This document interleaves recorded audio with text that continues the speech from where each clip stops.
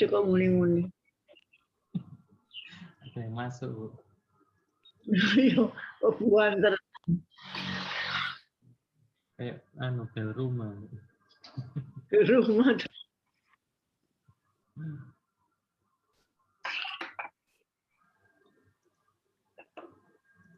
Sudah banyak? Sudah, Bu. Sudah. Kita mulai saja. Assalamualaikum warahmatullahi wabarakatuh. Waalaikumsalam warahmatullahi wabarakatuh, Prof. Selamat pagi. Baik, kita ketemu lagi. Hari ini kita membicarakan tentang hak pengelolaan, apa yang dikenal dengan HPL.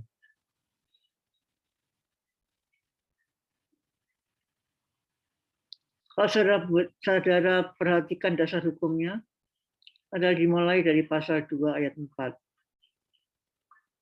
Saudara sudah tahu bahwa pasal 2 pasal 2 adalah terjemahan dari pasal 33 Undang-Undang Dasar. Apa pasal 2 ayat 4? Saudara bisa mengerti ya isinya ya, pasal 2 ayat 4. Kemudian penjelasan umum UPA angkat 2 nomor 2 banteri.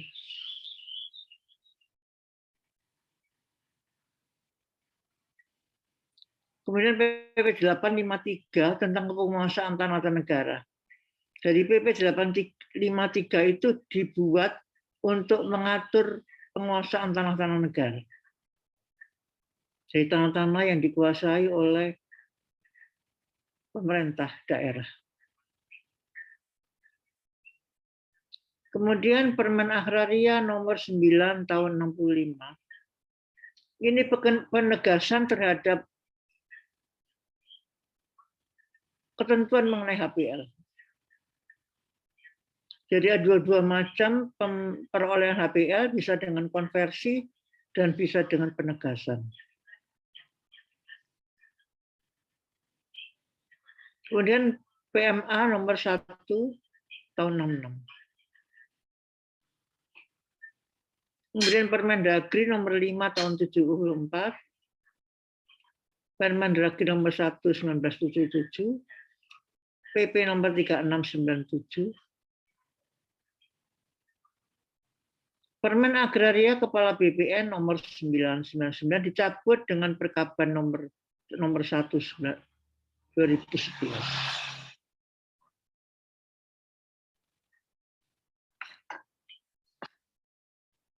Kemudian yang paling baru adalah PP 18 2021 tentang hak pengelolaan hak atas tanah dan satuan rumah susun serta pendaftaran tanah. PP 18 2021 adalah salah satu peran pemerintah yang melaksanakan Undang-Undang Cipta Kerja.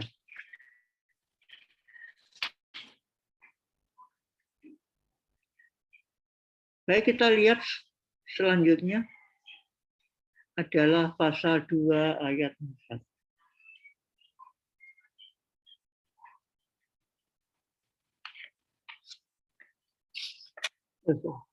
Penjelasan umum dulu. Baik, penjelasan umum dulu, angka 2 nomor 2. Kalau saudara perhatikan di dalam penjelasan pasal 2 nomor 2, slide-nya tolong. Ini penjelasan 2 umum, angka 2 nomor 2. Penjelasan umum. Baik, kalau gitu kita mulai aja pasal 2 ayat 4 UU.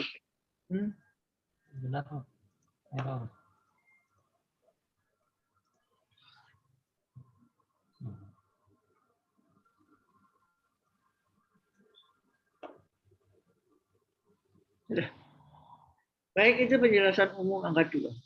Jadi HPL atau hak pengelolaan itu tidak pernah diatur dalam satu peraturan perundang-undangan. Jadi UU PA pun tidak mengatur.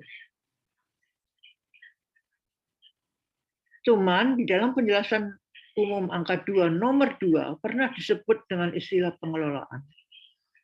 Dari kekuasaan negara atasan yang tidak dipunyai dengan suatu hak oleh seseorang atau pihak lainnya adalah luas dan penuh. Dengan berpedoman pada tujuan disebutkan di atas negara, dapat memberikan tanah yang dimiliki kepada seseorang atau badan hukum dengan sesuatu hak. Menurut peruntukan dan keperluannya. Misalnya hak milik, hak guna usaha, hak guna bangunan, atau hak pakai, atau memberikannya dalam pengelolaan. Yang disebut dengan dalam pengelolaan kepada satu badan penguasa, yang itu adalah departemen, jawatan, atau daerah swatantara, untuk dipergunakan bagi pelaksanaan tugasnya masing-masing. Jadi departemen, jawatan, atau daerah swatantara itu diberikan tanah untuk pelaksanaan tugasnya masing-masing. Kalau saudara perhatikan pasal 2 ayat 4. Kalau saudara perhatikan di sini, maka hak pengelolaan itu tidak diberikan pada perorangan, tapi pada satu badan penguasa, departemen, jawatan, atau daerah jawatan. Itu pasal 2. Jadi dimulai dari sini. UUP tidak mengatur, tapi penjelasannya mengatakan bahwa ada satu badan penguasa, departemen, jawatan, yang diberikan hak pengelolaan, diberikan pengelolaan kepada satu badan. Ya, itu pasal 2 ayat 4. Di dalam penjelasannya angka 2 nomor 2. Selanjutnya diatur juga tentang pasal 2 ayat 4. Pasal 2 adalah mengatur tentang pelaksanaan Undang-Undang Dasar 45. Di pasal 2 ayat 4 dikatakan bahwa hak menguasai negara di atas pelaksanaannya dapat dikuasakan kepada daerah, swatantara, dan masyarakat hukum adat sekedar diperlukan tidak bertentangan dengan kepentingan nasional menurut ketentuan peraturan perundang-undangan. Jadi pasal 2 ayat 4 itu adalah melimpahkan kewenangan hak menguasai negara atas tanah kepada daerah-daerah swatantara, masyarakat hukum adat. Ketika tanah-tanah itu diperlukan dan tidak bertentangan dengan kepentingan nasional, ketentuan dan peraturan pemerintah. Jadi ada pelimpahan kewenangan hak menguasai negara itu kepada departemen. Ini dilimpahkan kewenangannya.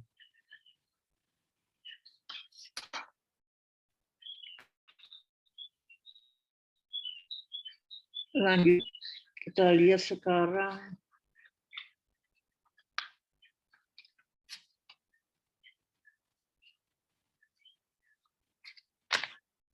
wewenang hak menguasai negara. Kalau saudara baca pasal 2 ayat 2 UPA, maka kewenangan hak menguasai negara itu adalah mengatur dan menyelenggarakan peruntukan penggunaan persediaan dan pemeliharaan tanah. Apa yang dilakukan negara pada pasal 2 ayat 2 nomor 1?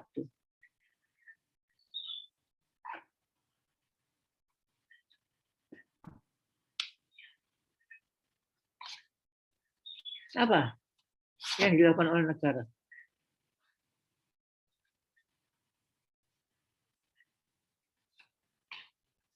Ayo, apa ayo? Waktu kan ini sudah, oh ini baru ya? Mahasiswa baru ya, Pak Umar? Silakan. Baru ya. Di agraria sudah dapat loh. Apa kewenangan negara? Apa yang dilakukan negara?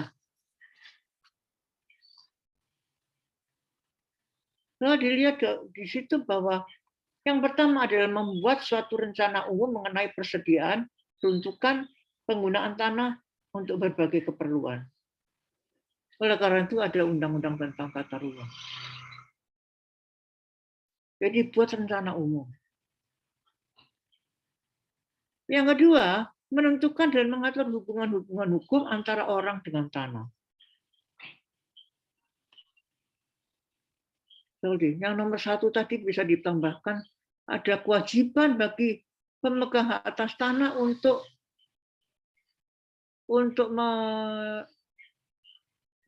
memelihara tanahnya, kemudian menambah kesuburannya, tidak merusak tanah. Pasal 15 UU PA. Kemudian bisa juga mewajibkan pemegang hak atas tanah untuk mengerjakan sendiri tanahnya. Pasal 14. Nah, berdasarkan hal ini maka ada kelarangan absente. Ada larangan tanah terlantar. Ini di pasal 22.1. Yang kedua adalah menentukan dan mengatur hubungan hukum antara orang dengan tanah. Di sini negara memberikan hak atas tanah baik kepada individu ataupun badan hukum. Jadi individu itu bisa warga negara Indonesia, bisa warga negara asing. Dan badan hukum secara pribadi atau bersama-sama. Itu yang pertama. Yang kedua, menetapkan berapa jumlah tanah, luas tanah yang boleh dimiliki oleh seseorang, dan berapa bidang tanah yang boleh dimiliki.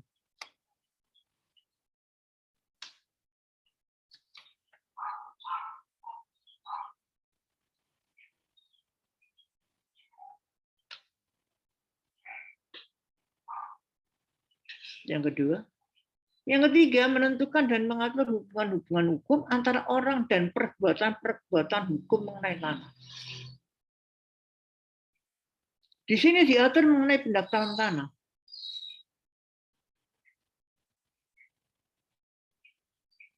Di mana diatur pendaftaran tanah?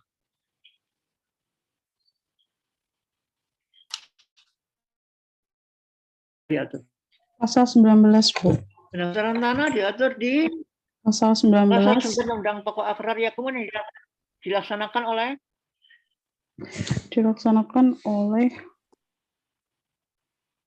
Mbak, sebutkan nama ya kalau mau menjawab. Saya Dewi, Bu. Ya.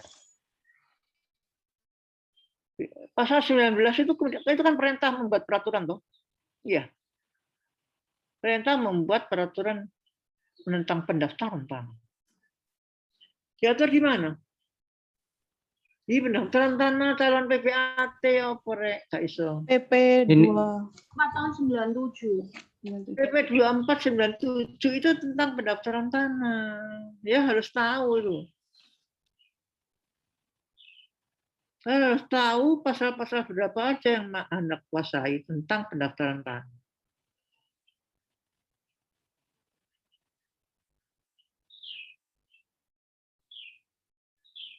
Sekarang sudah ada PP yang baru ya, PP 18/2021.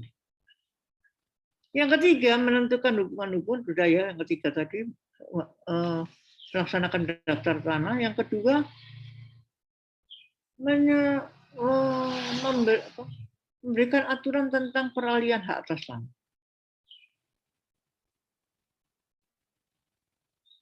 Nanti sudah tahu peralihan hak atas tanah diatur di mana. Kemudian yang ketiga, menyelesaikan sengketa-sengketa tanah. Di negara mengatur itu. Bagaimana penyelesaian sengketa-sengketa tanah. Itu adalah wewenang hak menguasai negara. Kalau saudara lihat 3 kewenangan ini, kemudian saudara lihat di 2 ayat 4, kira-kira kewenangan mana yang dilimpahkan? Tadi kan dilimpahkan kepada daerah selatan, hak menguasai negara itu dapat dilimpahkan kepada departemen untuk kepentingan tugasnya. Nah, wewenang mana yang dilimpahkan kira-kira?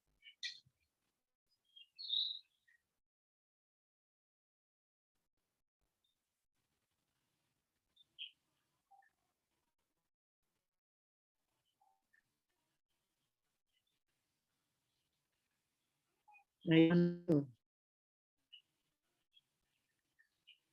Jadi kalau saudara baca 3 hal ini yang ada dalam pasal 2 ayat 2, maka tidak jelas kewenangan mana yang diatur. Kewenangan mana yang dilimpahkan pada daerah swastra departemen itu yang mana? Kewenangan 1, kewenangan 2, atau kewenangan 3?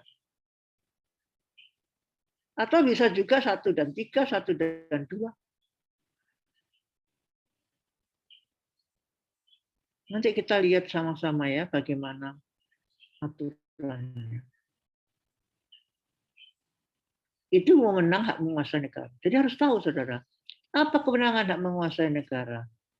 Karena negara itu bukan pemilik tanah, hanya menguasai negara, merupakan pemegang kuasa dari rakyat sebagai pemilik kepada negara. Sehingga punya kewenangan seperti ini. Pasal 2 ayat 2.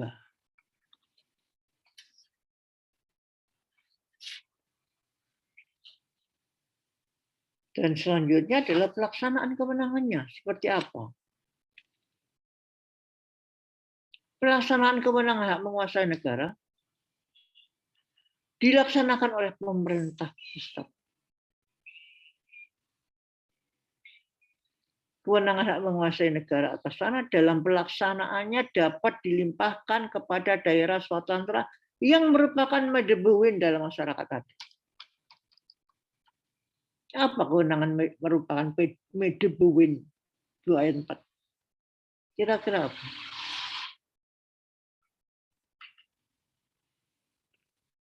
Sudah lulus Anda? Penugasan dari apresiasi. pemerintah. Bu, Penegasan dari pemerintah pusat ke daerah. Ya. Apa? penugasan dari pemerintah daerah dari pemerintah provinsi kepada kabupaten kota. Hak menguasai negara itu dilaksanakan oleh pemerintah pusat. Nah, pemerintah pusat itu memberikan pelaksanaannya dapat dilimpahkan kepada daerah. Yang merupakan medebewin. Medebewin itu adalah bantuan dari pemerintah pusat kepada daerah.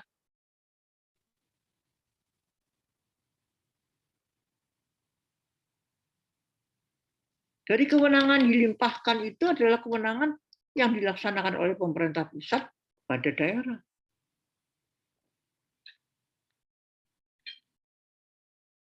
Bisa kepada daerah swastra, bisa juga pada masyarakat hukum adat. Itu di 2 ayat. Jadi itu kewenangan yang dilimpahkan.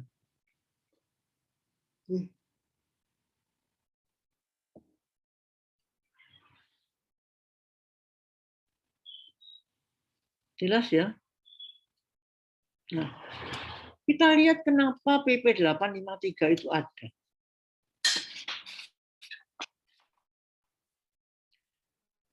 Sebelum UU-PA, hak pengelolaan atau hak penguasaan itu berasal dari bahasa Belanda yaitu beheer. Hak penguasaan.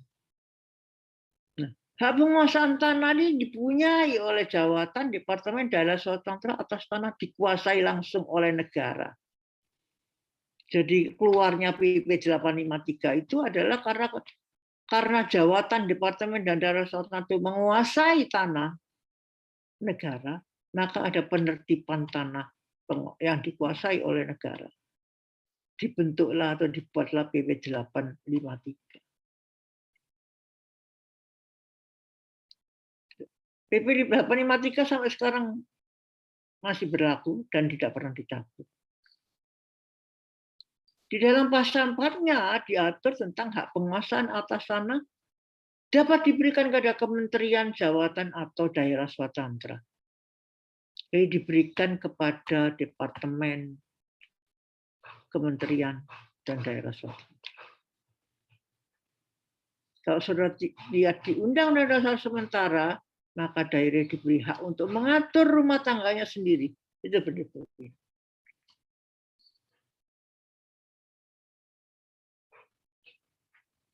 Sampai sini jelas? Itu jadi pasal 853 itu keluarnya sebelum UU-PA berlaku. Jadi Anda penertiban karena banyaknya tanah-tanah yang dikuasai oleh departemen daerah swatantara itu tidak terurus, maka keluarlah penertiban tanah-tanah negara dengan PP 853. Kemudian kapan sih dikenal adanya hak pengelolaan itu? Sudah lihat bahwa dalam UPA tidak diatur.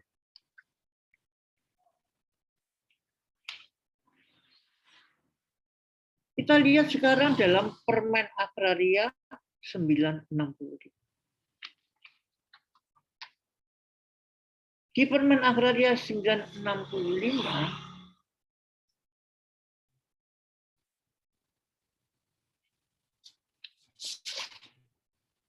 Oke, saudara lihat di slide saudara yang sudah diberikan pada saudara. Bang Dani ada rewel.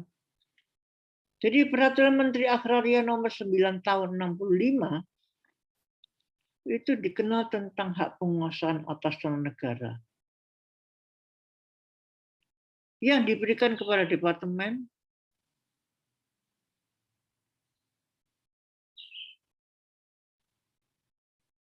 direktorat, dan daerah swatantara sepanjang tanahnya dipergunakan untuk kepentingannya sendiri, maka dikonversi menjadi hak pakai.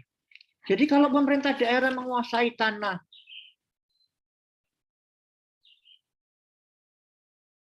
maka untuk kepentingannya sendiri, kalau wali kota membangun kantor wali kota di atas tanahnya itu adalah tanah karena untuk kepentingan tugasnya, maka konversinya adalah konversi hak pakai. Jadi kalau saudara perhatikan ada dua macam hak pakai. Hak pakai yang bersifat publik dan hak pakai yang bersifat privat. Pada hak pakai yang bersifat publik, maka tidak ada batas waktunya. Pak Umar, tolong diganti slide-nya. Ya. Jadi hak pakai yang diberikan kepada departemen atau daerah swatantara atau pada pemerintah daerah itu tidak berbatas waktu. Dan sifatnya adalah publik. Berbeda dengan hak pakai yang diberikan pada perorangan. Hak pakai di situ adalah berbatas waktu.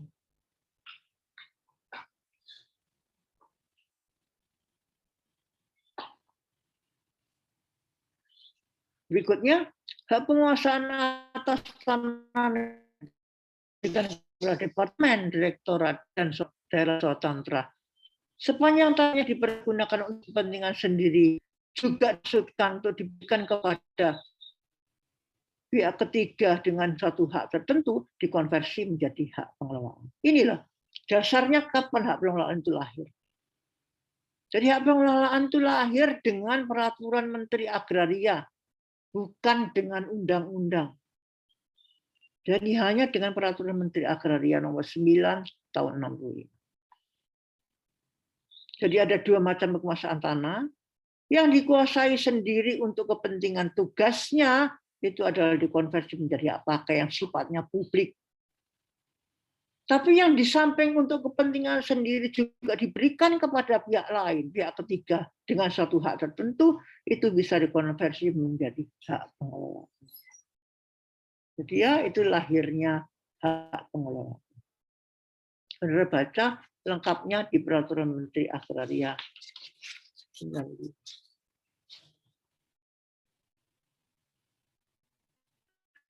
Kemudian ada kewajiban mendaftarkan. Slide berikutnya.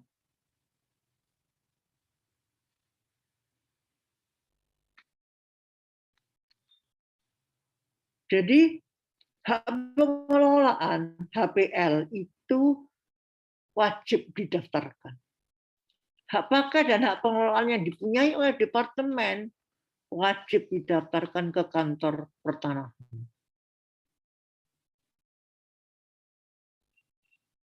Dengan demikian, maka kalau saudara baca PP 9 1997, maka hak pengelolaan itu adalah merupakan objek pendaftaran tanah.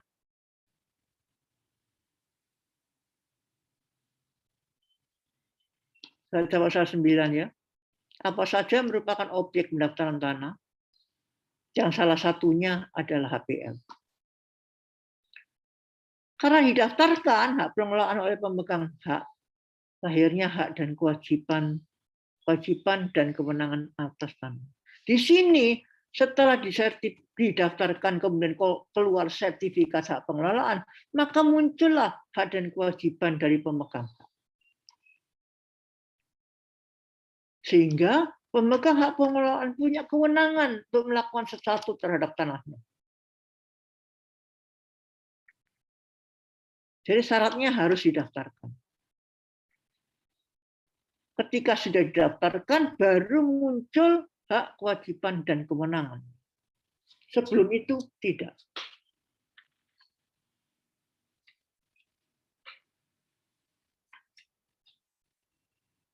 Kalau ada pertanyaan silakan langsung ditanyakan ya, nggak usah nunggu saya.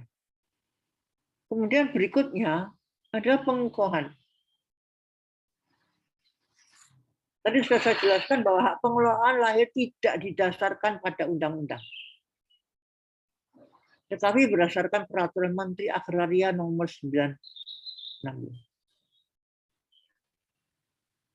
Oleh karena itu, maka hak pengelolaan tidak masuk dalam pasal 16. Ada bermacam hak pada pasal 16. Ayo Mas Rio, ada bermacam hak dalam pasal 16.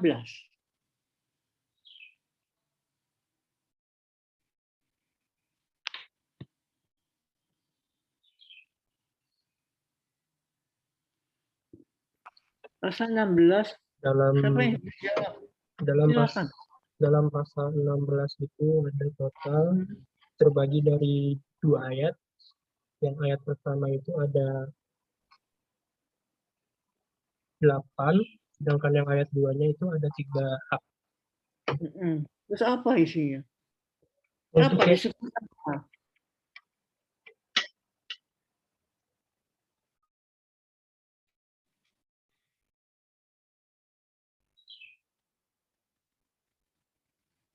Ada dikelompokkan dengan 3 bagian loh. Yang pertama adalah hak atas tanah yang HGP, HGU, hak pakai itu dikelompokkan menjadi hak atas tanah yang bagaimana? Bersifat tetap, Bu. Iya, bersifat tetap, bersifat sementara, dan akan ditetapkan dengan undang-undang. Lah HPA tidak masuk di situ. Mestinya kalau dia masuk di HPA masuk di hak atas tanah, seharusnya masuk di pasal 16 yang ditetapkan dengan undang-undang. Dan yang ketiga ada hak atas tanah yang sifatnya sementara. Kenapa diberi sifat sementara? Karena ayo, sudah lulus agraria atau S1 ya? Gimana? Kenapa diberi sifat sementara? Karena diusahakan hapusnya di dalam waktu yang singkat, itu termasuk ditetapkan di ketentuan peralihan pasal 53, Bu. Iya. Dalam pasal 53 disebutkan bahwa hak atas tanah yang tersebut di atas itu hak gade, hak numpang, dan seterusnya itu akan dihapus dengan undang-undang karena itu diberikan sifat sementara. Walaupun sampai saat ini undang-undang harusnya dilaksanakan oleh pasal 53 belum ada. Akan dihapus dengan undang-undang. Oleh karena itu eksistensi hak pengelolaan mendapat pengukuhan oleh Undang-Undang Nomor 1685 pada saat itu namanya Undang-Undang Rumah Susun. Dan sekarang sudah diganti dengan Undang-Undang baru. Disebutkan bahwa rumah susun hanya dapat dibangun di atas tanah hak milik, HGB, hak pakai atas tanah negara, dan hak pengelolaan. Sesuai peraturan perundang-undangan yang berlaku. Ya. Jadi pengukuhan daripada hak pengelolaan itu, kalau di dalam peraturan Menteri Agraria itu hanya disebutkan bahwa ada hak pakai dan hak pengelolaan, maka hak pengelolaan itu sudah mendapatkan pengukuhan oleh Undang-Undang Rumah Susun. Dimulai dengan Undang-Undang Nomor 1685. Jadi rumah susun bisa dibangun di atas tanah hak milik, HGB, dan hak atas tanah negara dan hak pengelolaan. Cuma nanti akan saudara lihat bagaimana rumah susun yang dibangun di tanah hak milik, bagi pihak pakai, dan yang dibangun di atas hak pengelolaan.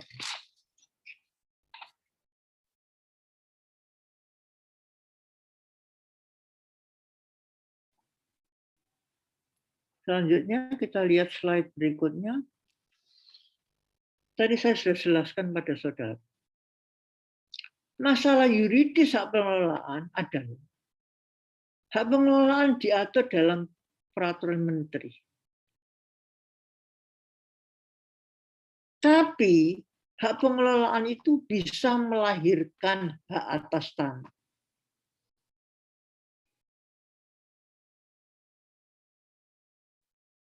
Aneh, hak pengelolaan itu hanya lahir dari peraturan menteri Agraria nomor 965. Tapi di atas tanah hak pengelolaan itu bisa muncul hak milik, HGB, dan hak pakai. Seperti yang diatur dalam pasal 16 Undang-Undang Nomor 5 Tahun 60. Hak pengelolaannya bukan hak atas tanah yang seperti tercantum dalam pasal 16, tapi bisa melahirkan hak atas tanah.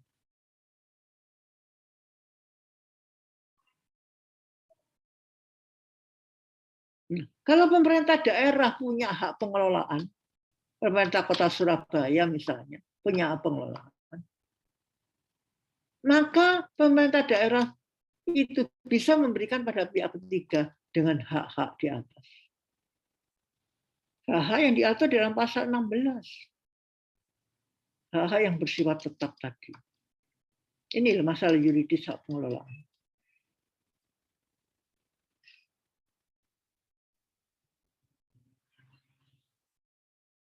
Oleh karena itu ada kewajiban untuk mendaftarkan. Ada dalam pasal 9 PP 2497 merupakan objek pendaftaran tanah. Sehingga kalau belum didaftarkan dan belum bersertifikat, maka belum terbit kewenangan atas tanah. Sehingga pemerintah daerah belum bisa mengadakan perjanjian atau memberikan hak pada pihak ketiga. Jadi ditunggu didaftarkan dulu. Setelah didaftarkan, baru terbit kewenangan.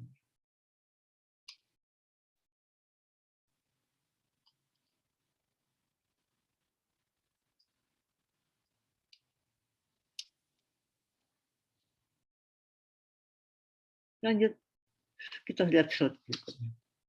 Ini loh pengertian hak pengelolaan.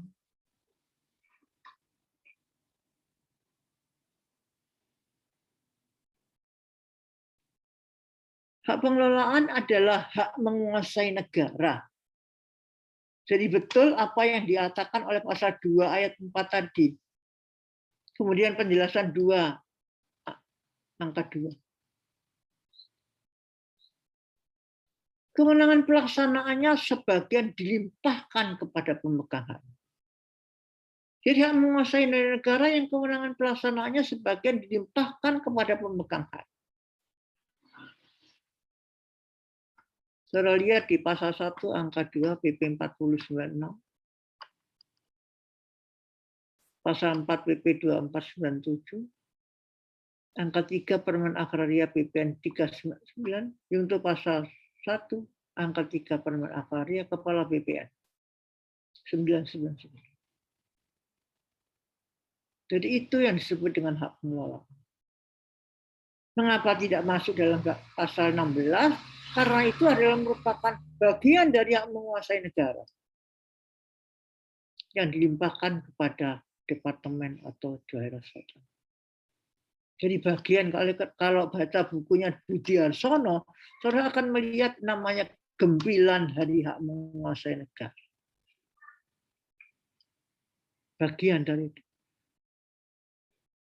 hak menguasai negara. Itu pengertian dari hak pengelolaan.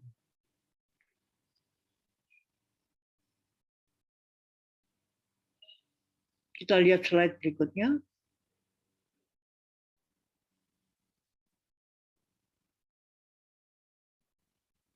PP 18 2021 mengatur juga tentang hak pengelolaan.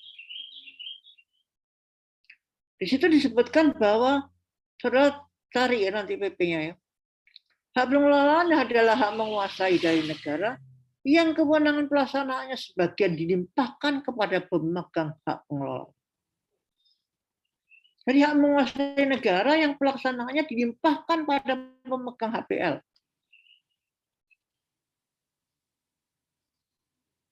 Ini baru PP dari Undang-Undang Cipta Kerja.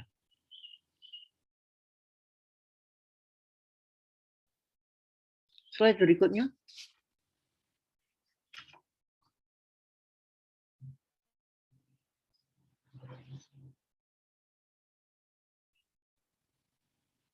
Pelimpahan kewenangan hak menguasai negara atas tanah kepada pemegang HPL. Sebagian kewenangan hak menguasai negara atas tanah yang dimuat dalam pasal 2 ayat 2 Undang-Undang Pokok Agraria yang dilimpahkan kepada pemegang hak pengelolaan tidak jelas. Tadi saya sebutkan bahwa kewenangan mana dari pasal 2 ayat 2 UU PA itu yang dilimpahkan kepada pemegang hak pengelolaan. Hak menguasai negara mana? Di sini disebutkan bahwa bersifat alternatif pada huruf A, B, C, huruf A dan B, atau huruf B dan huruf C. Ataukah huruf A dan huruf C? Kewenangan mana tidak jelas yang dilimpahkan.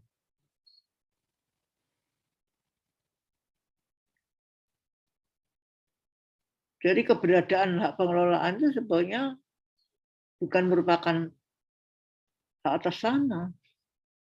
Ada beberapa pendapat lagi yang ada yang mengatakan bahwa hak atas tanah, ada yang mengatakan hak menguasai negara.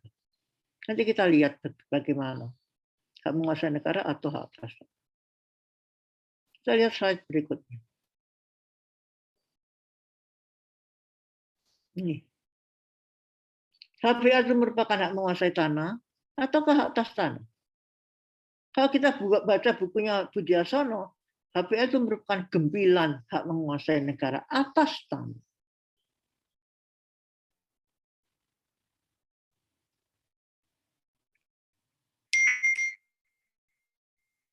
Maria Marjono, HPL itu merupakan hak menguasai negara atas tanah.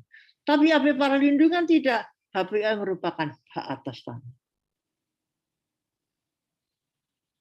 Kalau saudara lihat pada pasal 4 UU PA, coba saudara perhatikan di pasal 4.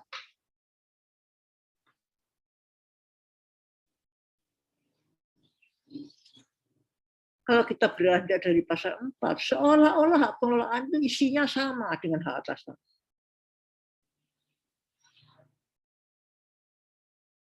Tapi karena HPL itu adalah hak menguasai negara, maka tidak dicantumkan dalam pasal 16, walaupun isinya sama. Secara filosofis berbeda. Hak menguasai negara itu dipunyai oleh negara, dilimpahkan ke pusat. Dan pemegang haknya itu tidak individu. Pemegang haknya adalah pemerintah daerah. Sementara hak atas tanah di dalam pasal 16 itu individu atau badan hukum. Badan hukum yang ditunjuk oleh pemerintah. Jadi secara filosofis memang berbeda antara HPL itu dengan hak atas tanah. Tadi saya jelaskan bahwa hak atas tanah itu harus ditetapkan dengan undang-undang. Tapi ada beberapa sarjana yang mengatakan bahwa HPL itu merupakan hak atas tanah. Saya sependapat kalau berdasarkan pasal 4, ya. Tapi di dalam pasal 16 tidak, karena tidak berurutan pengaturannya. Slide berikutnya.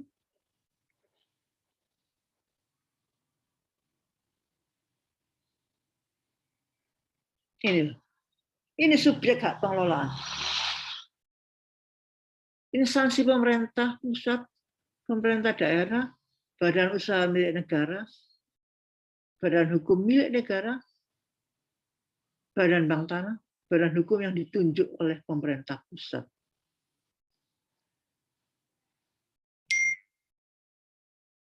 Dalam PP 18/2021, hak pengelolaan itu bisa berasal dari tanah ulayat yang ditetapkan kepada masyarakat hukum adat. Jadi kalau dulu HPL itu hanya berasal dari tanah negara. Dengan PP 18/2021, maka bisa berasal dari tanah ulayat.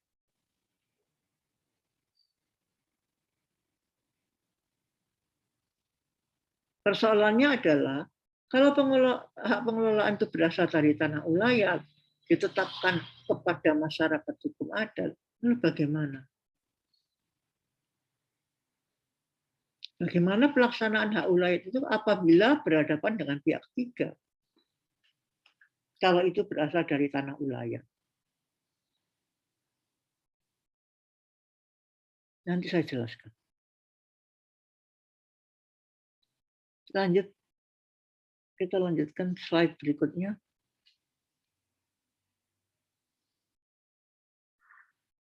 Terjadinya HPL itu karena penegasan konversi, mengajukan permohonan penegasan konversi atas hak penguasaan tanah negara menjadi hak pengelola. Jadi dengan penegasan konversi, dengan cara mengajukan permohonan pada negara. Kemudian bisa di samping konversi, bisa juga pemberian hak. Kepala BPN menerbitkan SKPH pengelolaan kepada pemohon. Jadi dengan cara memohon, pemerintah daerah memohon pada negara, pada BPN untuk menerbitkan SKPH. Jadi sama dengan permohonan hak atas tanah, melalui permohonan kepada BPN, kemudian dikeluarkan SKPH pengelolaan kepada pemohon, kemudian wajib didaftarkan, sehingga timbullah sertifikat hak pengelolaan. Jadi ada dua macam terjadinya hak pengelolaan. Bisa karena konversi dan karena pemberian hak. Jadi dua-duanya mengajukan permohonan.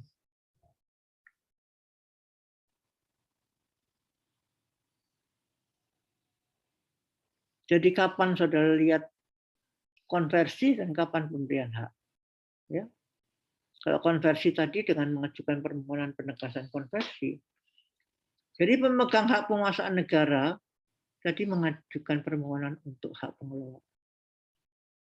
Jadi sudah dikuasai tanahnya, dikonversi untuk, karena tidak hanya untuk kepentingan sendiri tapi untuk kepentingan pihak ketiga, maka tanahnya dikonversi menjadi hak pengelola. Ketika dipakai untuk kepentingan sendiri, maka konversinya adalah hak pakai. Kemudian yang kedua dengan pemberian hak, seperti pada pengajuan hak atas tanah yang lain. Itu dalam pemberian hak. Slide berikutnya. Tadi saya katakan bahwa PP 18/2021 di pasal 10, asal tanah hak pengelolaan tanah negara dan tanah ulayat. Sebelumnya hanya tanah negara. Terjadinya HPL dari kedua tanah negara dan tanah ulayat ditetapkan dengan keputusan menteri.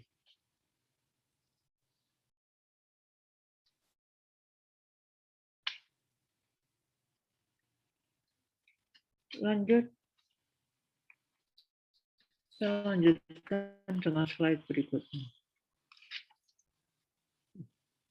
Kewenangan pemegang hak pengelolaan sama dengan apa yang ada pada pasal 2 ayat 2 tadi, maka yang pertama adalah merencanakan peruntukan dan penggunaan tanah. Kemudian menggunakan tanah untuk keperluan pelaksanaan tugasnya dan menyerahkan bagian-bagian tanah kepada atau bekerjasama dengan pihak ketiga. Tadi saya katakan bahwa menyerahkan bagian-bagian HWA itu kepada pihak ketiga.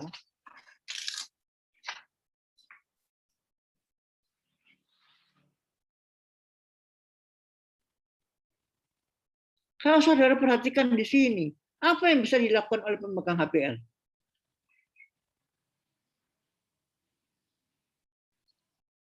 Di samping untuk pelaksanaan tugasnya, juga menyerahkan bagian-bagian tanah HPL kepada pihak ketiga. Dengan cara apa? Bisa bekerja sama. Atau dengan perjanjian dengan pihak ketiga. Setelah pemerintah daerah punya sertifikat hak pengelolaan, maka yang pemerintah daerah itu boleh mengadakan perjanjian kerjasama dengan pihak ketiga.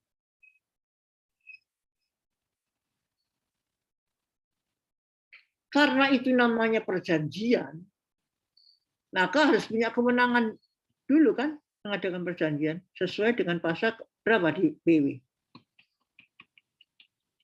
Misalnya perjanjian pasal berapa? Ayo, notaris 1320, Bu. 1320. Apa isi pasal 1320? Syarat sah perjanjian. Iya, apa? Cakap, klausula yang halal. Ada yang haram? Suatu klausula yang halal. Ayo, ada yang haram. Ada klausul yang haram.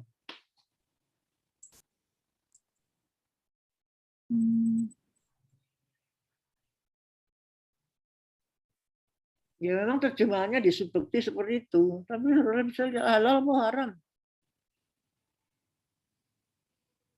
Iya kan, kalau ada klausul yang halal, berarti ada yang haram.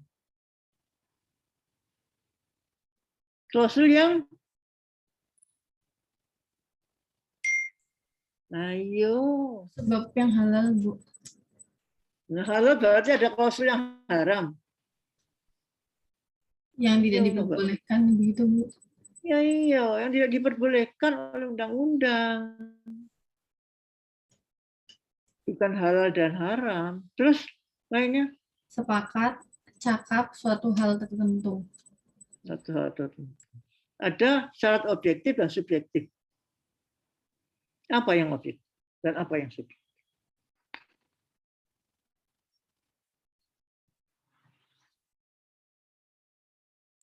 Subjektif itu yang pertama dan kedua, objektif yang ketiga dan keempat, Ibu.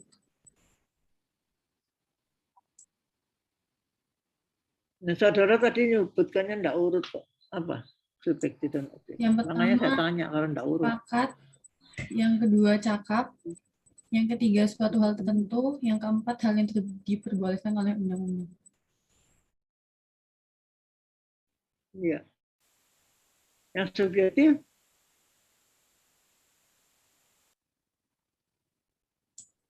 apa? Yang subjektif apa, Mbak? Yang subjektif yang pertama dan kedua, yaitu sepakat dan cakap. Yang objektifnya yang ketiga dan keempat, yaitu suatu hal tertentu dan suatu hal yang diperbolehkan oleh undang-undang. Apa bedanya? Kalau tidak memenuhi persyaratan objektif dan subjektif.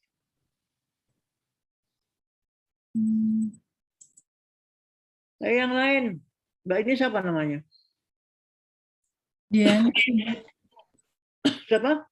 Dian, Dian. Diana. Diana. Ya, yang lain, apa akibatnya?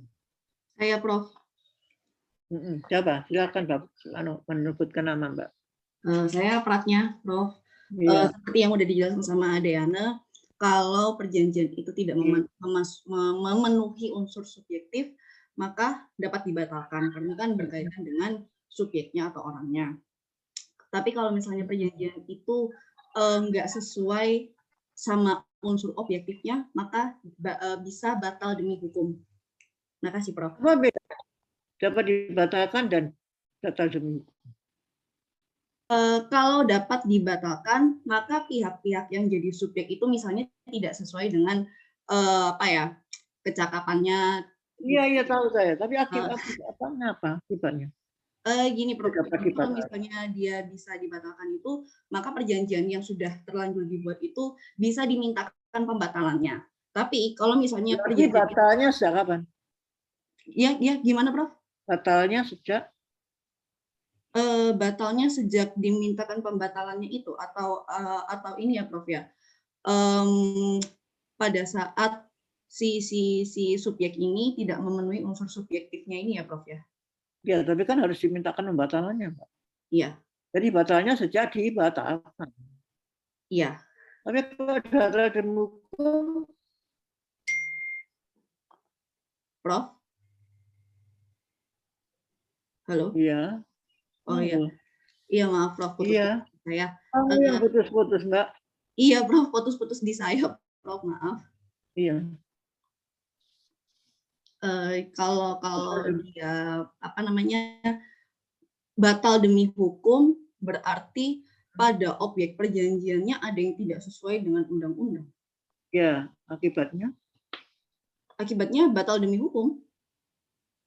Ya, artinya perjanjian itu dianggap hapus. Dianggap tidak ada. Dianggap tidak ada. Ya, itu maksud saya. Maaf. Ya. Jadi saudara harus tahu itu ya, calon notaris gimana nanti. Hukum perdata dan agrarianya harus notaris dan kreatif. Tadi saya katakan bahwa harus ada perjanjian antara pemegang hak pengelolaan dengan pihak ketiga. Perjanjian itu harus memenuhi unsur keperjanjian, berarti 13. Dalam perjanjian itu disebutkan, nanti akan jelasnya seperti di belakang. Perjanjian itu harus berisi nanti yang akan diberikan itu dengan hak apa.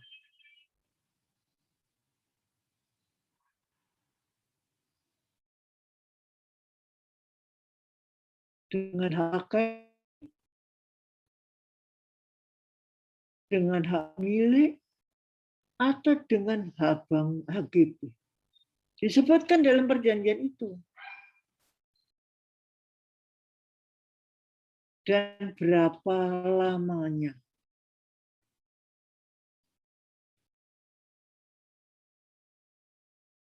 Jelas ya? Harus ada perjanjian itu. Setelah disepakati uang pemasukannya pada pemegang hak pengelolaan,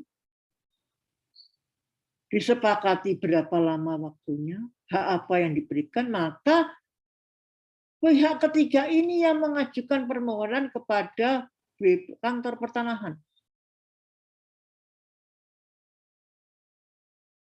untuk mendapatkan bukti. Apakah HGB, apakah hak milik, ataukah hak pakai. Dan setelah masa berlakunya habis, apakah bisa diperpanjang? Itu disepakati dalam perjanjian itu. Jadi mengurus pensertifikatan HGB atau hak pakai itu adalah pihak ketiga. Dengan biaya pihak ketiga.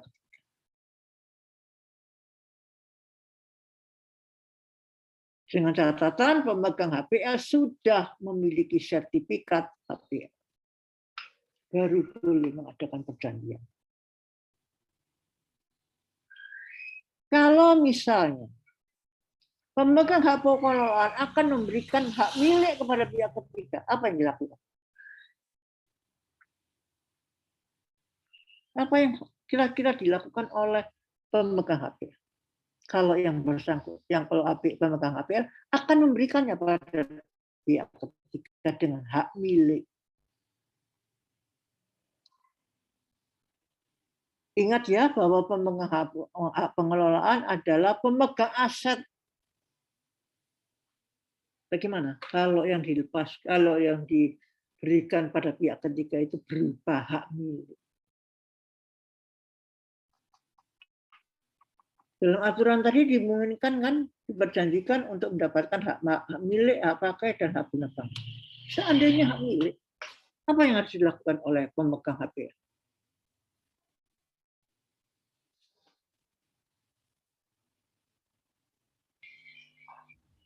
Saya Angel Prof mencoba menjawab dengan siapa namanya? Angel Pratiwi, Prof. Namanya apa? Iya, Ya. dengan cara Putus-putus. halo. Nggak denger. Iya. Ya, Iya. dengan cara akte pelepasan atau akte penyerahan dari hak pengelolaan itu tadi lalu menjadi hak yang langsung dikuasai oleh negara baru bisa menjadi hak milik, Prof.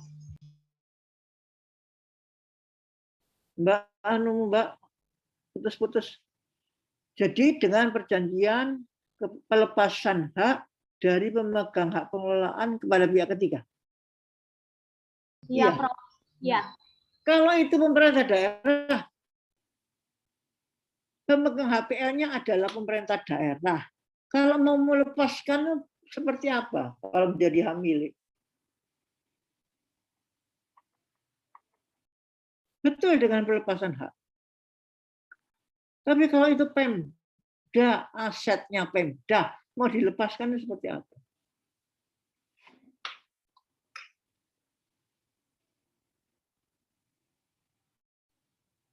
Ayo kita pikir sama-sama.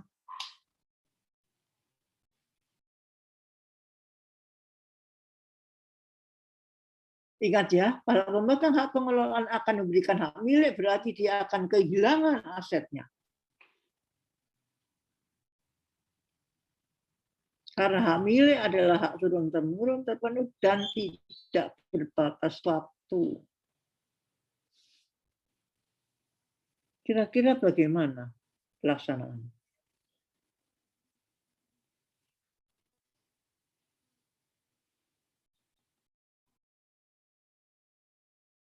Kecuali kalau saya punya hak atas tanah, hak milik.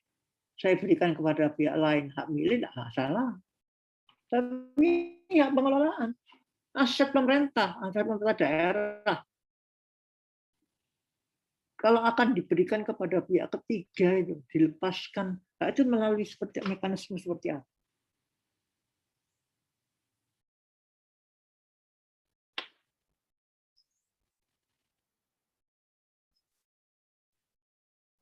Ayo saya beri waktu 2 menit untuk menjawab, sebutkan nama Pak Umar biar mencatat.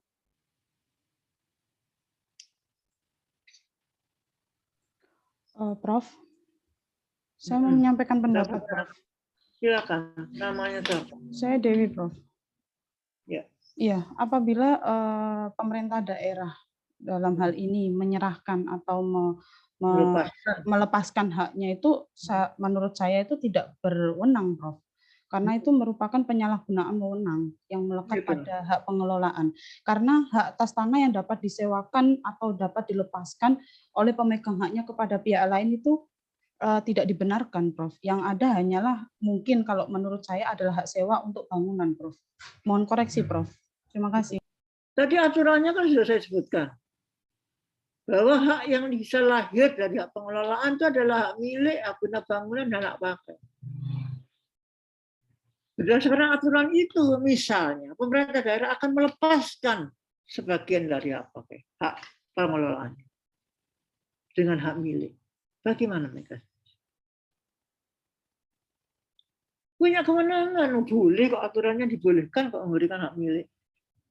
Walaupun itu sulit. Karena apa? Karena berkaitan dengan aset. Kalau itu diberikan dengan hak milik semua, maka kehilangan asetnya. Oleh karena itu menggunakan apa? Cara apa? Ayo.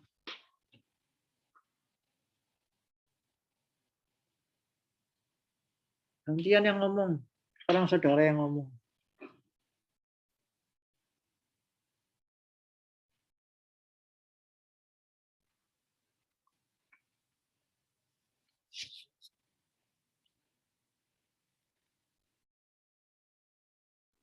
Ayo, gimana?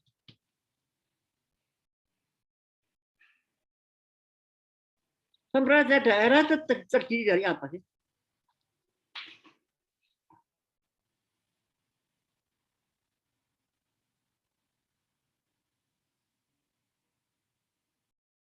Ayo, Pak Wali Kota. Itu apa saja perannya?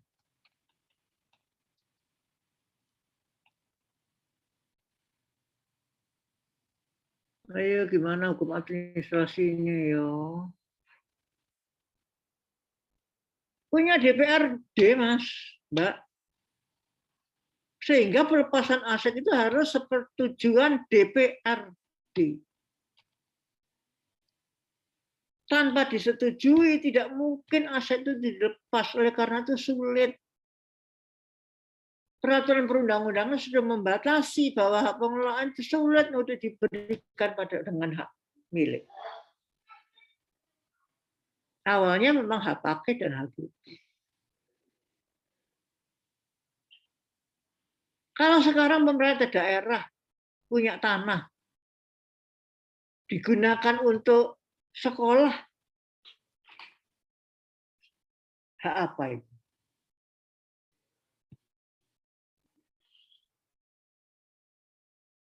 Untuk sekolah, untuk rumah sakit, baik pemerintah daerah maupun provinsi, kemudian membangun sebuah rumah sakit, itu hak apa?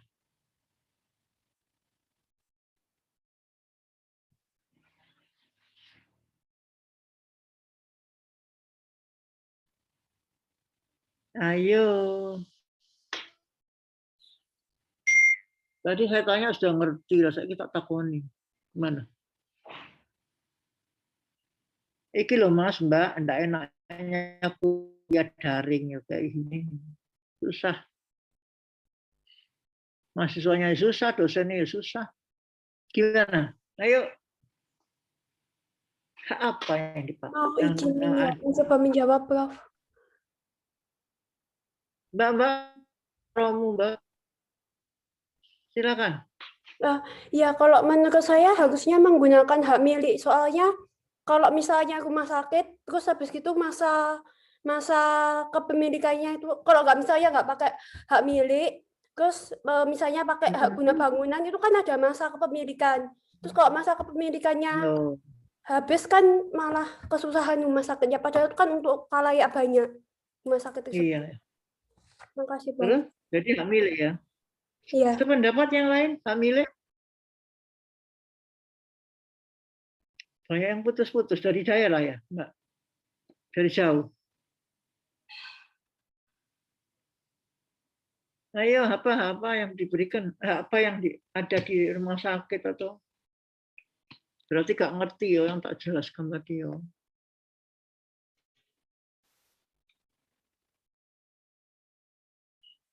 Bu Risma membangun rumah sakit Suwandi, apa itu?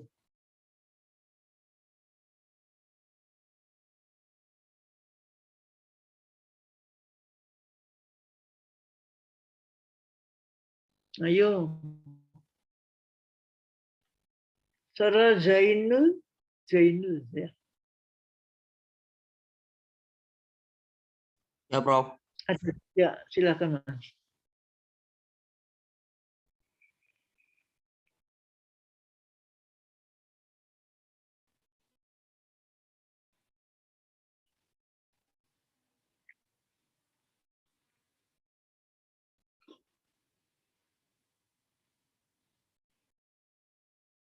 Ayo. Tadi uraian saya sebelumnya tadi loh. Gimana?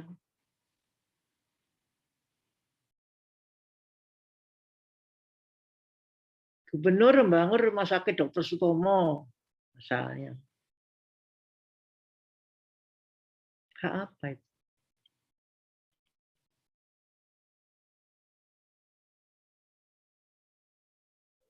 Saya mencoba menjawab, Prof. Silakan siapa, Mas? Saya Aldi, Prof. Iya, silakan, Mas Aldi.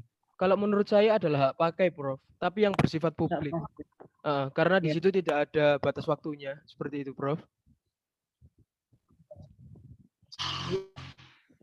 Iya. Jadi yang mengapa dengan hak pakai? Karena di sini hak pakai sifatnya publik, tidak berbatas waktu. Karena apa? Itu diberikan kepada pemerintah daerah. Untuk kepentingan tugasnya, maka pemerintah daerah menggunakan tanah itu dikonversi menjadi hak pakai. Jadi untuk kepentingan tugasnya, membangun rumah wali kota, membangun kantor wali kota, membangun rumah sakit, membangun sekolah, yang dibangun oleh pemerintah daerah itu adalah hak pakai yang tidak berbatas waktu.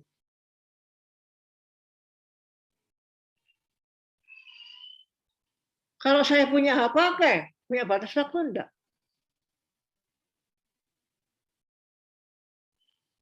Apa bedanya hak pakai yang saya punyai dengan Bu Risma punya hak pakai? Izin menjawab, Prof. Kalau Ya, Prof yang memiliki sebutkan namanya, Mbak. Devi Ayunda. Devi Ayunda, ya. Silakan. Bedanya Bu Risma memiliki hak pakai dengan Prof memiliki hak pakai, yaitu Bu Risma bersifat publik sedangkan Prof bersifat privat. Bu Risma itu tidak ada batas waktunya sedangkan Prof memiliki batas waktu. Iya. Jadi ada batas waktunya. Kalau Bu Risma punya hak pakai tidak berbatas waktu. Kalau berbatas waktu kan rumah sakitnya dirobohkan nanti. Setelah waktunya habis, maka rumah sakit tidak ada lagi. Kalau saya yang punya pakai habis, maka akan diperpanjang. Ya, tidak berlaku bagi rumah sakit atau sekolah. Atau tanah-tanah yang dikelola oleh pemerintah daerah dengan hak pakai publik. Kemudian, kalau dengan perjanjian dengan pihak ketiga, memberikan hak pakai publik atau privat.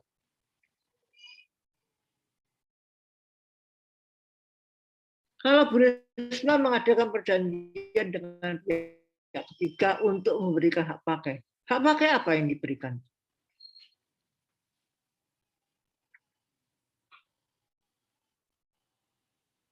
Hak pakai publik atau hak pakai privat?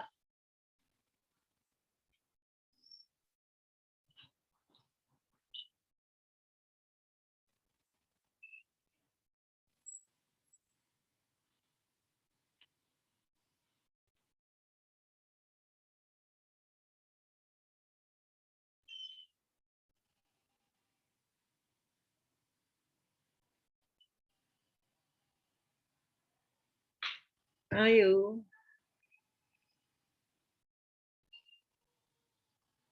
Mencoba menjawab, Prof. Silakan namanya, Mas. Iya, Mas Aldi, Prof. Aldi, silakan. Iya. Kalau menurut saya yang apakah bersifat publik atau bersifat privat tergantung pihak ketiganya, Prof. Bila dari pemerintah daerah sendiri maka ya jatuhnya kepada bersifat publik, Prof. Tapi kalau pihak ketiga itu adalah pihak lain atau orang lain atau subjek hukum lain maka bersifat privat. Seperti itu, Prof. Apakah boleh aduh, suaramu, Mbak. Apakah boleh pemegang hak pengelolaan itu membuat perjanjian dengan pihak yang hak pakai yang bersifat publik? Boleh enggak? Mungkin enggak.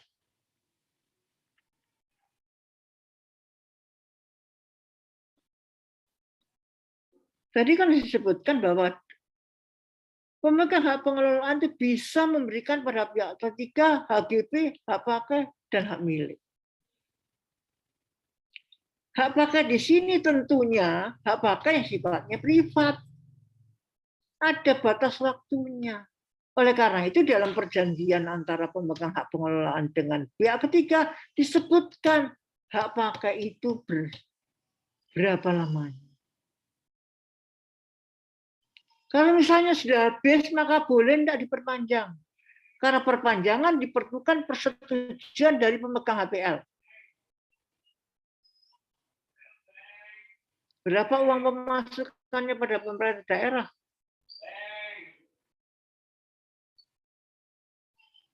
Itu adalah perjanjiannya.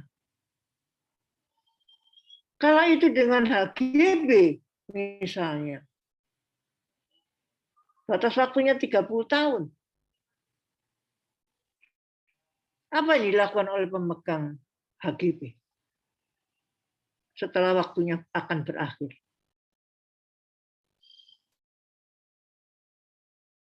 Ini sudah pemegang HGB loh ya, pemegang hak pengelolaan sudah melakukan perjanjian dengan pihak ketiga dengan HGB.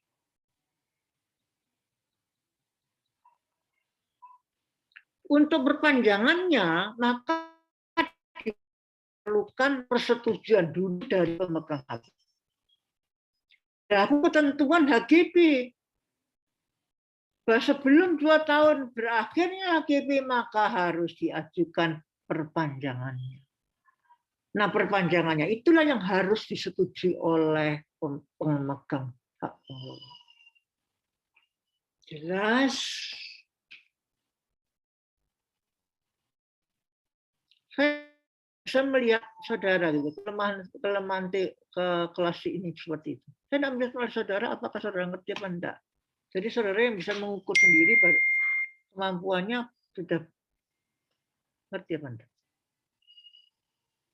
Ada pertanyaan? Sebelum saya lanjutkan. Nah, oleh karena itu, kalau saudara beli apartemen, itu hati-hati. Rumah susun itu bisa dibangun di atas tanah negara atau tanah dan apa. Kalau misalnya rumah susun itu dibangun di atas hak pengelolaan, kira-kira gimana?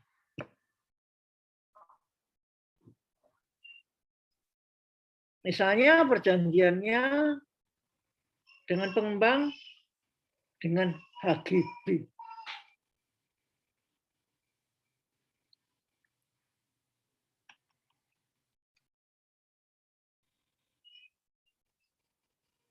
Ayo, gimana yuk?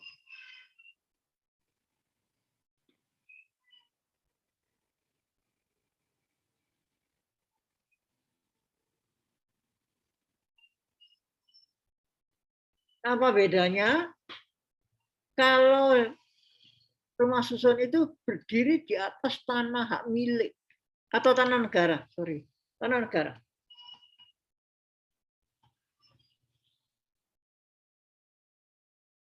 Apa bedanya? Ayo tak kasih waktu 2 menit. Masih banyak loh slide-nya.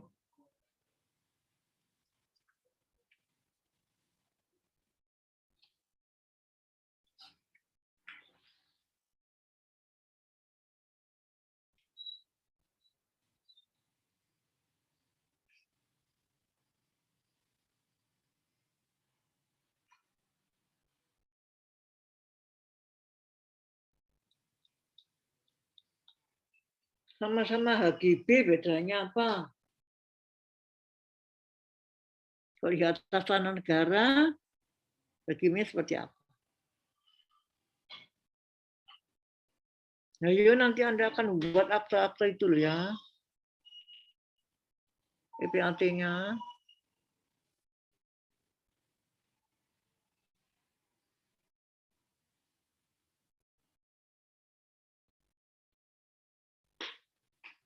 Ayo, siapa yang bisa menjawab, tak kasih bonus.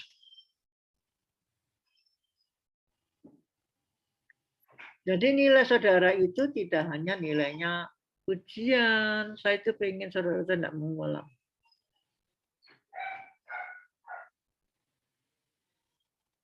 Ayo, siapa yang bisa?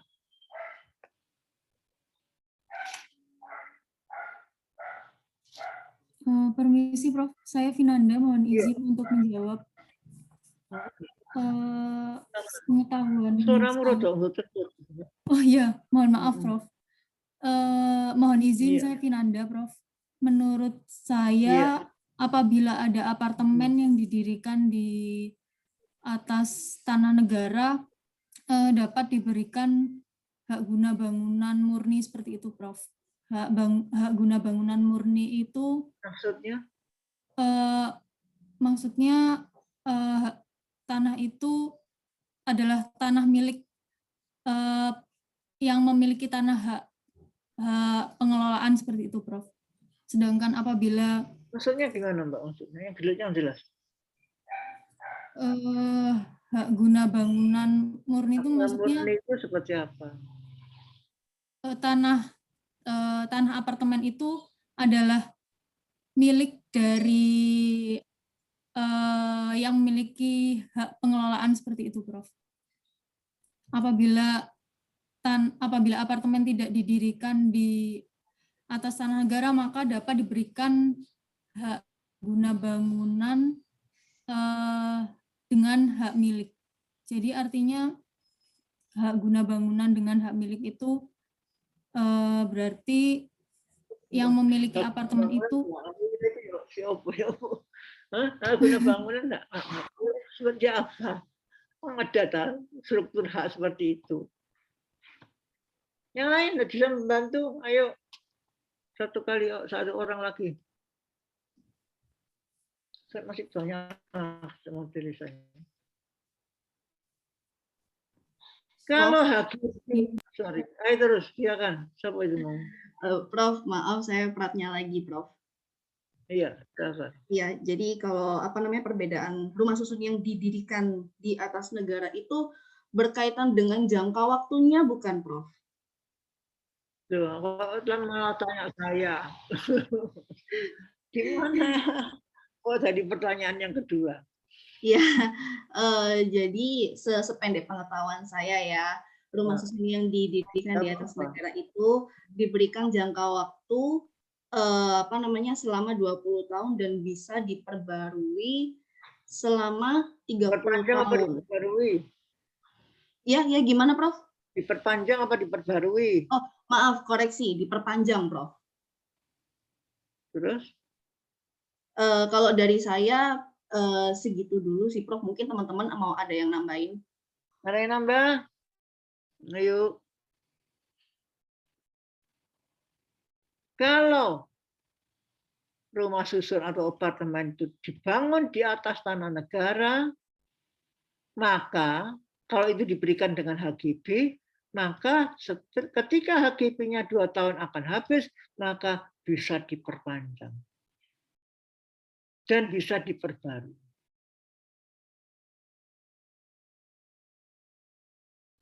Tapi kalau itu di atas tanah HPL, hati-hati. Karena HGB yang diberikan di atas tanah HPL itu berjangka waktu berapa lama? 30 tahun misalnya.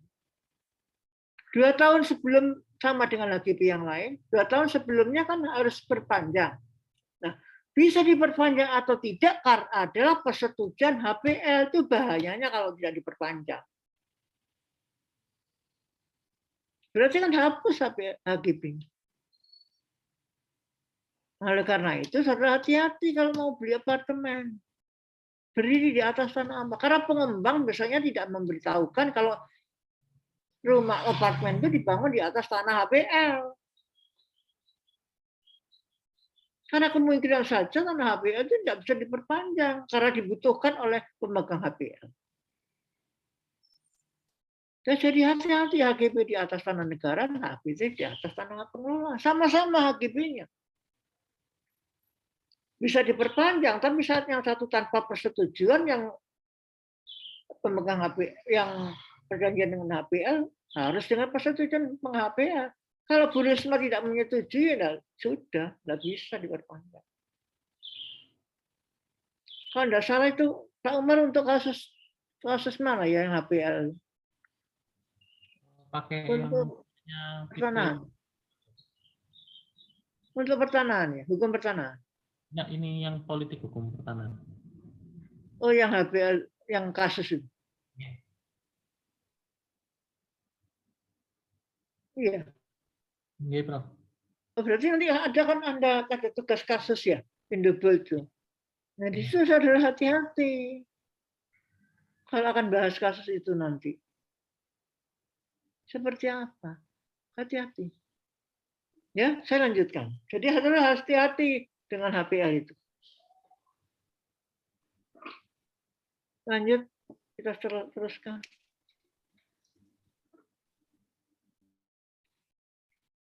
Ini, kewenangan pemegang HPL. Itu menyusun rencana peruntukan penggunaan dan pemanfaatan. Ini PP 18/2021 ya. Penggunaan dan pemanfaatan tanah sesuai dengan rencana tata ruang. Ingat bahwa susunan perencanaan itu harus sesuai dengan rencana tata ruang. Kemudian menggunakan dan memanfaatkan seluruh atau sebagian tanah HPL untuk digunakan sendiri atau dikerjasamakan. Nanti saudara dalam praktek akan saudara lihat kerjasama itu apa. Antara Pemda Lamongan dengan pengembang untuk mendirikan pasar. Kayak contoh. Yang ketiga, menentukan tarif atau uang wajib tahunan dari pihak lain sesuai dengan perjanjian. Jadi uang pemasukannya kepada Pemda itu berapa?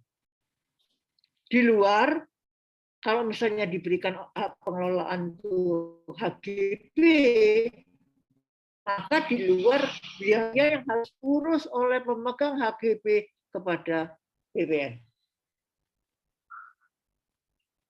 Jadi ada dua macam tarif ya. Tarif yang ditentukan hak pengelolaan kepada pihak ketiga, ada pihak ketiga yang mengurusnya ke PPN. Itu berdasarkan biaya yang dibayar oleh pemegang HGB. Kita lanjutkan karena waktu. Ini. Atasana apa saja yang lahir dari HPL? Pasal 4 Peraturan Menteri Agraria 965 cuma HKP. Tapi keluar Permendagri 1974 itu dimulai dengan adanya hak milik HGB dan HPL. Rasanya sulit pemegang HPL untuk memberikan dengan hak milik karena akan kehilangan asetnya.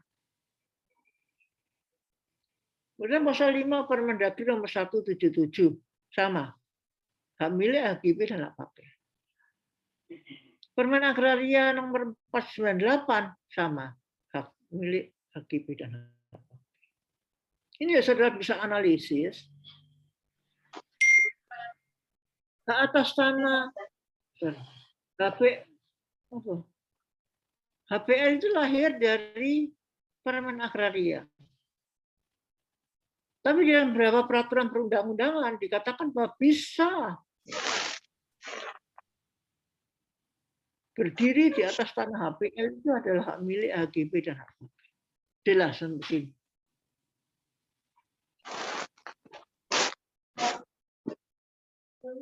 Apa Mbak? Apa? Suaramu Mbak?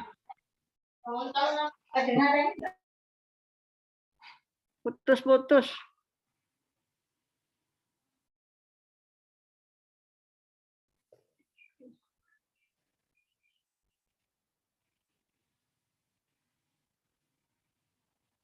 Ya. Tadi saya jelaskan pada saudara. Nanti bisa ditunda Mbak pertanyaannya ya. Hak milik yang berasal dari hak pengelolaan terjadi dengan pelepasan HPL oleh pemegang hak. Ya. Jadi dilepaskan dulu dengan kalau Pemda yang buat di persetujuan DPRD. Ini sulit, makanya nomor 1 itu sulit. Yang kedua, hak guna bangunan atau pakai yang berasal dari tanah hak pengelolaan terjadi dengan perjanjian penggunaan tanah. Ya, harus ada perjanjian dulu yang sudah jelaskan tadi 1320 berlaku di sini. Ya, nanti akan saya tunjukkan pada saudara apa yang dilakukan oleh pemerintah daerah. Kita lanjutkan slide berikutnya.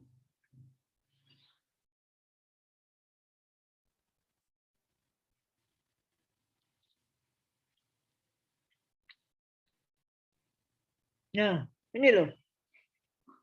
Pemerintah Kota Surabaya. Ini contoh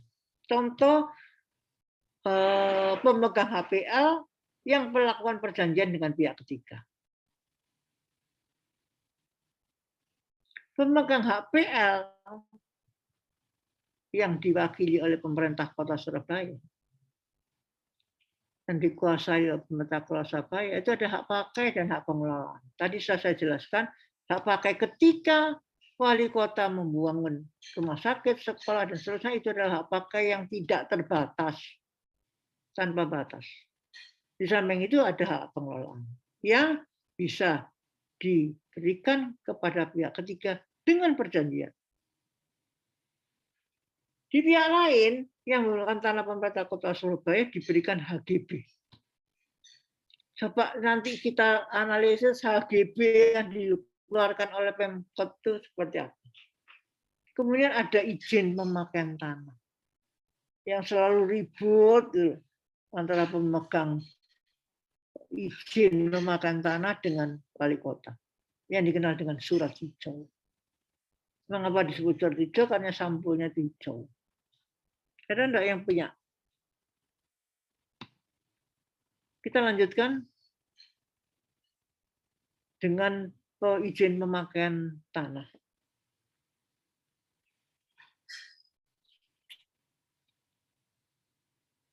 Pemberian HGB atas tanah HPL pemerintah Kota Surabaya. Pertama, syaratnya harus bersertifikat HPL lebih dulu. Karena kewenangan, hak, kewajiban, dan kewenangan muncul ketika bersertifikat. Kedua, pemohon telah mendapatkan izin pemakaian tanah. Ada izin. Tanah yang dimohon tidak dalam sengketa. Tidak dalam tanggungan atau tidak dalam sita. Dibuat dengan perjanjian penggunaan tanah. Seharusnya pemohon HGB membayar uang pemasukan kepada Pemkot. Pengurusan sertifikat HP tanggung jawab pemohon. Jangka waktunya selama 20 tahun. Dapat diperpanjang jangka waktunya. HGB tidak diperkenankan diagunkan maupun dipindah tangankan tanpa seizin pemerintah kota.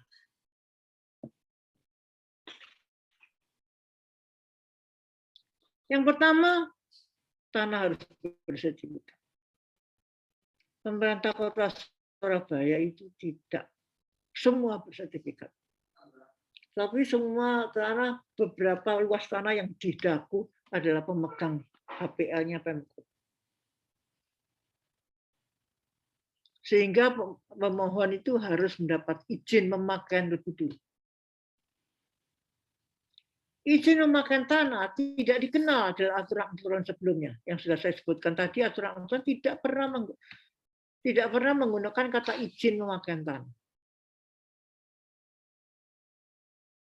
Ketiga, jelas tidak dalam sengketa, tidak dalam tanggungan, dan tidak dalam sitaan. Yang keempat, seharusnya dibuat dengan perjanjian penggunaan tanah. Di sini tidak. Ketika seseorang sudah menempati daerah-daerah tertentu yang diklaim menjadi hak pengelolaan Pemkot, itu tidak ada perjanjiannya. Tidak juga membayar uang pemasukan, tapi yang terjadi adalah uang sewa. Ini kalau saudara analisis surat hijau di Pemkot Surabaya. Nah, pengurusan sertifikat HBG oleh Pemkot itu bukan HGB yang dikeluarkan oleh kantor BPN, kantor pertanahan. Jadi dikeluarkan oleh pemerintah kota sendiri. Apakah mungkin? Apakah pemerintah kota merupakan lembaga yang punya kewenangan untuk menetapkan hak itu, memberikan hak itu?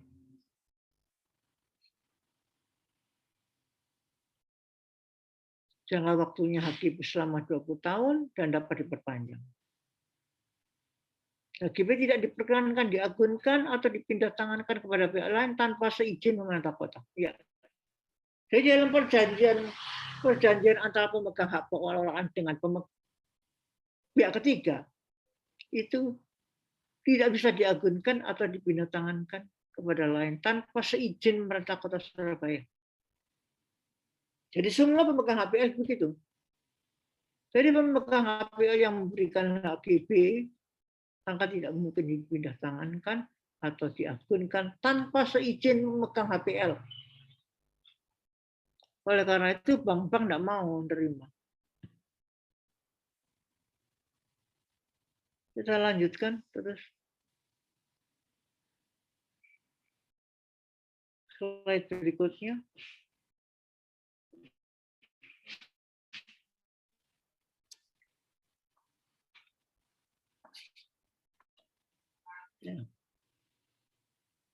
Yang dikenal dengan IPT, izin pemakaian tanah. Diatur di sini. Perda Surabaya nomor 3 2016. Ya, yang dulu diatur di Perda 197. Izin pemakaian tanah adalah izin yang diberikan oleh wali kota atau pejabat yang ditunjuk untuk memakai tanah dan bukan merupakan pemberian hak pakai atau hak-hak atas yang lain sebagaimana diatur dalam PL. Lihat di Permendagri atau Agraria. Disebutkan hak atasan yang diberikan antara hak pemegang hak PL dengan pihak ketiga itu hanyalah HGB, hak pakai, dan hak milik. Ya. Jadi tidak ada. Wali kota tidak mungkin memberikan hak pakai atau hak atas yang lain sebagaimana diatur itu. Tapi kalau saya lihat di Pemkot ada HGB selama 20 tahun. HGB versi pemerintah kota, bukan HGB versi Badan Pertanahan atau Kantor Pertanahan. Dan izin pemakaian tanah tidak dikenal.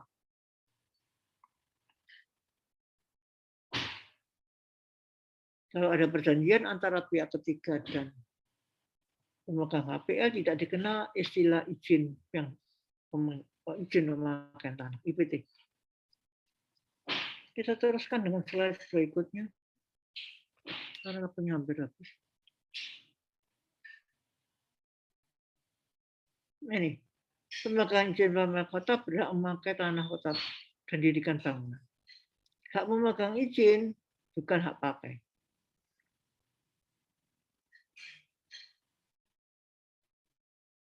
Pemegang izin mengajukan HGB.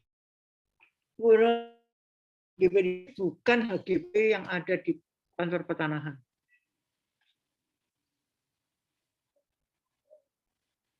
Lanjut.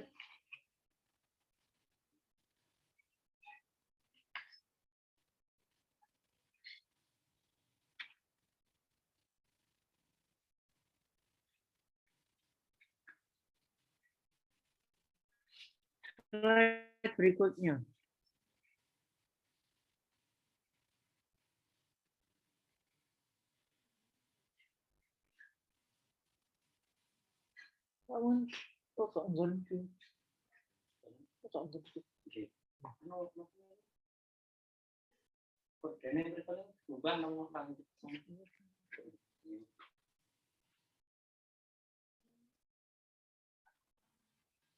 Ya.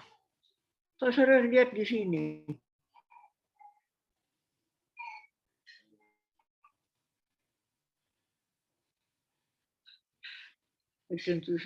sebelumnya tadi sebelum ini, slide sebelumnya,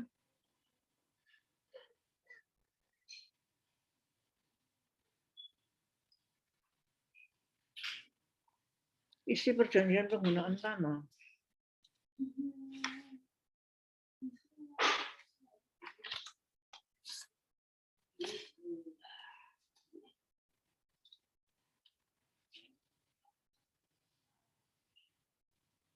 IPT diterbitkan oleh Badan Pengelolaan. Tidak ada dalam struktur bagaimana perjanjian antara pemegang hak atas tanah dengan pemegang hak pengelolaan dengan pihak ketiga. Struktur seperti ini nggak ada dikenal. Apalagi harus membayar retribusi. Apa yang dilakukan oleh pemerintah kota Surabaya itu adalah dengan sewa, hak sewa.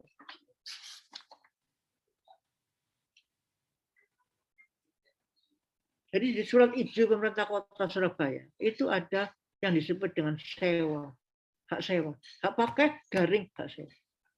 Kira-kira menurut saudara, apakah bisa pemegang HPL itu menyewakan tanah kepada pihak ketiga? Lihat ya, konstruksi hukumnya sewa.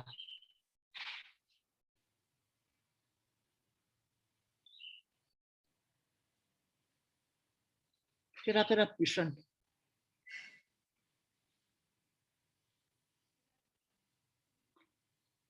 Sewa itu apa sih? Kalau saudara membuat akte perjanjian sewa menyewa, itu antara siapa dengan siapa?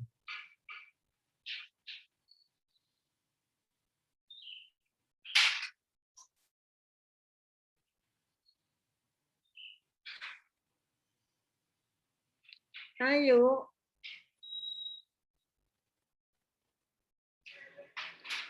Saudara sebagai notaris atau sebagai PPAT? Kalau buat akte perjanjian sewa menyewa, saudara sebagai apa?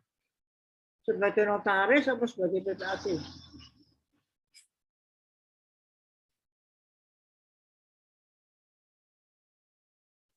Ayo, sebagai apa? Perjanjian sewa menyewa.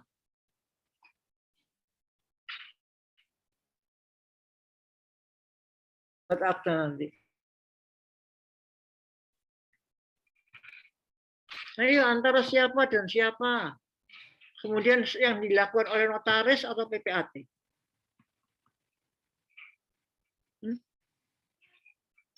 Nanti keliru loh Anda buat akte. Izin menjawab, Prof. Silakan. Saya Jordan. Itu subjeknya pemberi sewa dan penerima sewanya itu, Prof. Siapa pemberi sewanya? Orang yang memiliki hak atas tanah atau bangunan itu, Prof. Yang objek sewa itu. Iya, kalau sewa tanah ya yang pemberi sewa adalah pemilik. Oleh karena itu saudara masih tanya bukti kepemilikannya apa. Ya, itu perjanjian sewanya. Dengan penyewa. Artinya bahwa pemilik yang boleh menyewakan tanah kepada pihak lain. Sementara pemerintah kota itu bukan pemilik tanah. Dia hanya pemegang HPL. Itu pun harus ditunjukkan sertifikat atas tanahnya. HPL. Jadi dia ada kewenangan untuk menyewakan. Sewa menyewa itu hanya terjadi antara pemilik dan penyewa. Jadi Pemkot itu tidak bisa menyewakan. Itu konstruksinya. Jadi ini izin penggunaan tanah tidak ada dalam konstruksi HPL. Makanya ini terus ribut terus. Slide berikutnya. Tanda bukti. Sebagai tanda bukti pendaftaran HPL diterbitkan sertifikat HPL oleh kantor pertanahan kabupaten atau kota. Tadi saya sebutkan dengan telah diterbitkan sertifikat HPL, maka timbul kewenangan pemegang HPL atas tanahnya. Antara lain menyerahkan pada bagian-bagian tanah HPL kepada pihak ketiga. Jadi ketika telah punya bukti sertifikat, baru pemerintah kota mengadakan perjanjian untuk menyerahkan bagian tanah HPL kepada pihak ketiga. Kalau saudara analisis apa yang terjadi di Surabaya. Yang ada adalah dengan perjanjian, bukan dengan izin pemakaian tanah.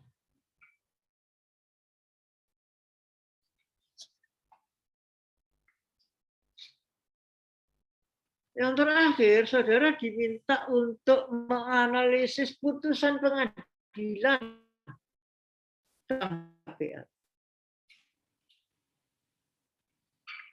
Mungkin kasus singkatnya Anda bisa lihat di buku saya itu.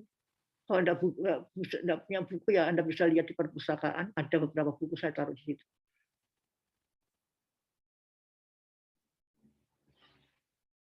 Dari kelompoknya 4 orang. Kalau saudara copy semuanya itu 600 halaman putusan itu. Putusan lebih mungkin 600. Oleh karena itu, saudara lihat aja di halaman-halaman yang sudah disebutkan Pak Umar. Ya, halaman-halaman itu. Cuma hati-hati karena sepotong-sepotong dapatnya, maka hati-hati. Persyaratan untuk memperpanjang HPL apa? Kemudian pemegang HPL-nya siapa? Sesuai enggak dengan peraturan-peraturan yang sudah saya sebutkan tadi?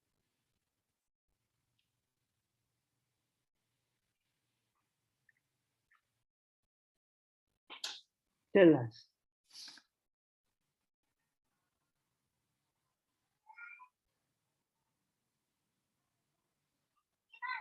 Jadi di sini ada batas waktunya paling lambat tanggal 4 April 21 sampai di Pak Umar. Jadi saudara analisis dasar hukumnya pemberian HPL atau pakai sesuai enggak dengan peraturan yang ada.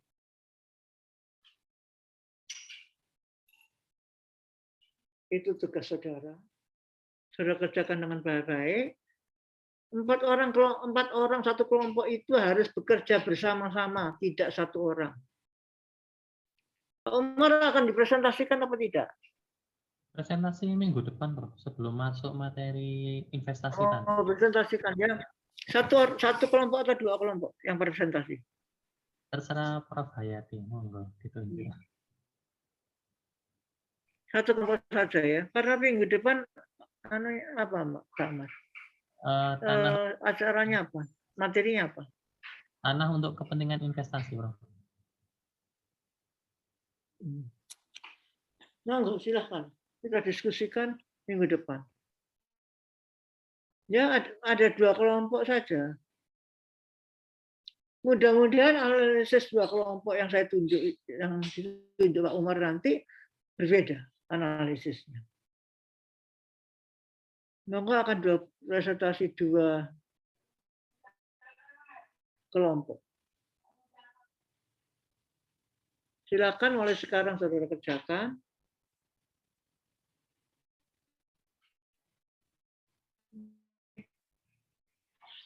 Kita ketemu minggu depan, saudara pelajari dengan baik. Ya, sampai ketemu. Hasil kelompok saudara adalah merupakan kelompok hasil. Saudara pertanyaan-pertanyaan yang ada dalam diskusi itu adalah sendiri. Oke, kita ketemu minggu depan. Terima kasih Pak Umar yang sudah mengikuti. Para mahasiswa, mudah-mudahan apa yang saya berikan bermanfaat buat saudara. Oke, terima kasih. Assalamualaikum warahmatullahi wabarakatuh.